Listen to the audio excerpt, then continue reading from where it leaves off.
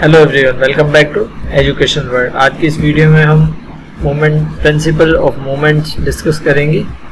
तो जैसे कि हमने लास्ट वीडियो में डिस्कस किया था कि हमारे पास जो टॉर्क प्रोड्यूस होता है वो दो डायरेक्शन में प्रोड्यूस होता है, या तो वो क्लॉकवाइज होता है या तो वो एंटी क्लॉकवाइज होता है। फॉर एग्जांपल, इसी को समझने के लिए हम अगर इस फिगर को ध्यान में दें तो फिगर जो पार्ट ए है उसमें स्पैनर पे जब अपवर्ड फोर्स लगा रहे हैं हम, तो उसमें क्लॉकवाइज डायरेक्शन में टॉर्क प्रोड्यूस हो रहा है, और वहीं पे अगर इसे हम डाउनवर्ड फोर्स लगाएं तो एंटी क्लॉकवाइज डायरेक्शन में टॉर्क प्रोड्यूस हो रहा है। तो इसी को मद्देनजर रखते हैं हमारे पास प्रिंसिपल ऑफ मोमेंट का डिस्कशन हम करते हैं। अब होता क्या है, बेसिकली ये स्टेट करता है कि a body is balanced if the sum of clockwise movements acting on the body is equal to the sum of anti clockwise movement. दोनों का जब सम एक दूसरे इक्वल आ जाए तो नेट इफेक्ट कैंसिल हो जाता है, तो वहीं पे बॉडी इक्विलिब्रियम में आ जाती है। यानी बेसिकली ये इसकी स्टेटमेंट कुछ ये बताती है कि जब एंटी क्लॉकवाइज मूवमेंट और क्लॉकवाइज मूवमेंट दोनों इक्वल हो जाएं तो हमारे पास बॉडी इक्विलिब्रियम में आ जाती है। तो हम कह सकते हैं कि sum of clockwise movements equals to sum of anti clockwise movement. ये हमारे पास बेसिक फार्मूला है जो इसके न्यूमेरिकल सॉल्व करने के लिए यूज किया जा सकता है। Okay, let's consider one example.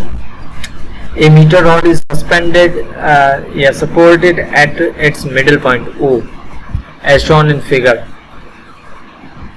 The block of weight 10 Newton, weight हमारे पास 10 Newton is suspended at point B, 40 centimeter from point O.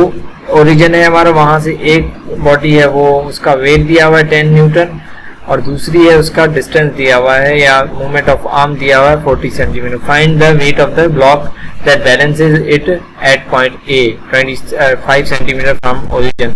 तो हम पहले डेटा बना लेते हैं। W1 हमें फाइंड करना है, W2 हमारे पास 10 न्यूटन है। मूवमेंट ऑफ आर्म जो पहली हमें दी हुई है O से A के बीच में जो डिस्टेंस है वो 25 सेंटीमीटर, जिसको अगर मीटर में कन्वर्ट करें तो 0.25 मीटर होगा।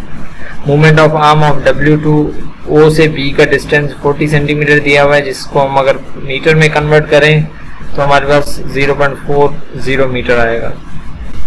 ओके, तो हमें जो प्रिंसिपल ऑफ मूवमेंट क्या कहता है, sum of clockwise movements equal to sum of anti clockwise movement. Basically ये डायग्राम कुछ बुक में दी हुई है, कुछ ऐसे दी हुई है। फॉर एग्जाम्पल एक फुलक्रम है, यहाँ से एक बॉडी ऐसे है।